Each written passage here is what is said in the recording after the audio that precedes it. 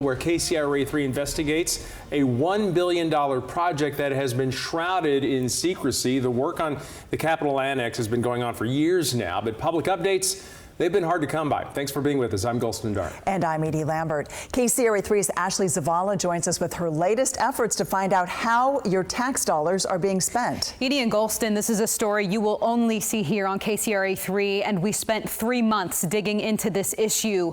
We've learned thousands of people have signed non-disclosure agreements to keep the details of that project secret. The annex will eventually serve as a new office building for state lawmakers, the governor, and the lieutenant governor. Experts we talked to say the public deserves to know how their money is being spent.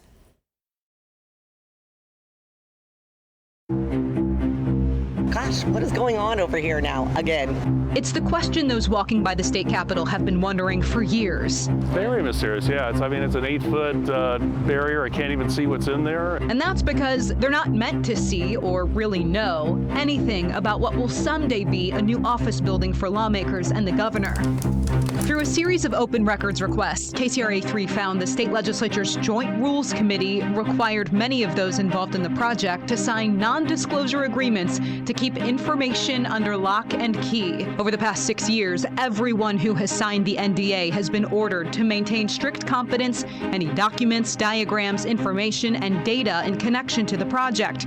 Otherwise, they could face legal action. Every consultant, every employee working on the project was required to sign this non-disclosure agreement. Dick Cowan is the former chairman of the Historic State Capitol Commission. He resigned and joined a group that sued the state over the project, partly because access to information about it is nearly impossible. Is it normal to have a non-disclosure agreement so broadly blanketing a project like this? Absolutely not normal. The project would be planned, designed, and constructed with no sharing of information to the public. In the dark.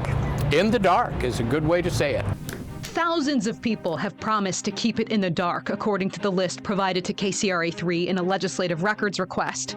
Among the 2,093 people who signed the NDAs, 5 state lawmakers, 2 people in the governor's office, and 89 other state employees. 3 of those lawmakers are still in office, including the leaders of the Joint Rules Committee overseeing the project. Secretary, please call the roll. Democratic Assemblymember Blanca Pacheco and State Senator John Laird. In a statement to KCRA3, Pacheco said, in part, "While I believe transparency is critical to maintaining public trust and did not sign this agreement lightly, it was necessary in this instance to protect sensitive information related to the project's security." Why is there an NDA that has basically blanketed this whole project? Longtime Capitol observer and McGeorge School of Law professor Chris McCaley said, if lawmakers wanted to protect security and other sensitive information, they could have specifically spelled that out in the agreement, but they did not. This broad sweeping non-disclosure doesn't really make much sense to me at this stage. We're not talking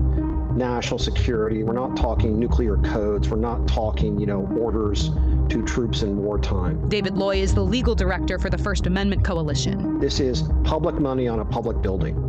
This is exactly the kind of thing the public has a right to know. I don't remember signing it, but nothing seems odd to me. Former State Senator Bob Hertzberg among the list of those who signed the NDA. Where does this come from? I guarantee you, this was not driven by political people or staff people. It's driven by the lawyers who want to make sure that everything, all the T's were crossed, the I's were dotted, and that the legislature was appropriately protected. Do you have any sense of who wanted them? My sense is that Mr. Cooley, the former chairman of the Joint Rules Committee, wanted them.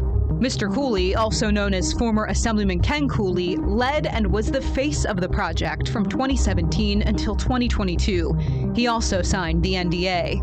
Under his watch, and with the NDAs in place, the estimated price tag for the project ballooned from $440 million to $1.2 billion. You have reached the voicemail of retired California State Assembly member Ken Cooley. Over the last few weeks, I repeatedly tried calling him, emailing him, We even went to his house to get answers. Is Ken Cooley here? Cooley last month spotted beyond the project gates where lawmakers signed one of the first beams that will be part of the new building. He certainly has a strong passion for this project. Sacramento County Assemblyman Josh Hoover, who voters elected over Cooley, was there. He was there to answer questions. He was there to answer questions with legislators. He had conversations with different members that day, talking about different aspects of the project, what it's going to look like. It's not clear what Cooley's role is now in the project. Whether it's him or whether it's DGS or whether it's the legislature, that we get to the bottom of these questions and actually get some answers. And we've been trying. Last week, we told you project leaders refused to prove the millions they secretly spent on Italian stonework was the cheapest way to go. This week, we approached California Department of Justice attorneys who have been defending the legislature and the project in court.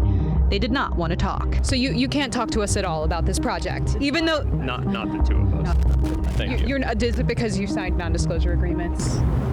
You're reading way too much into it. We are counsel of record.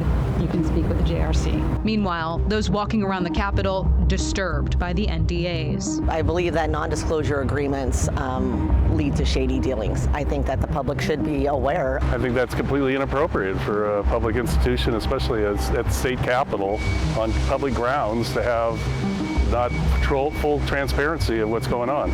Absolutely wrong.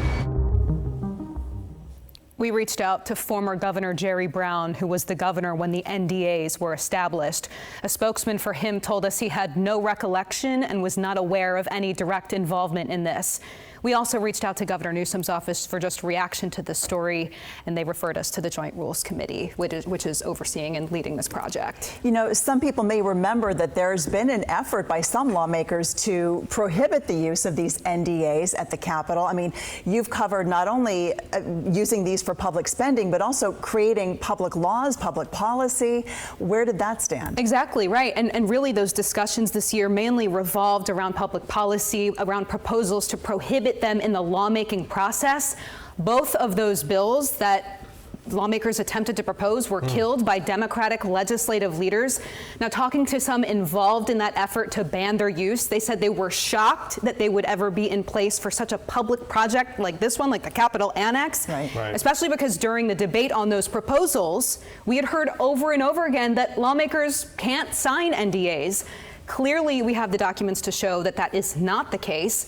Later this evening, online, we will post all the documents. We'll post the list of everyone who signed the NDAs, as well as the actual NDA itself, so that you can see everything for yourself and make your decision and how you feel about this. And help make it a little bit more transparent. So thanks for digging into that. Absolutely. Yeah, it's the only thing we can show at this point right. when it comes to Exactly. this project. Exactly. Yeah, thanks, Al.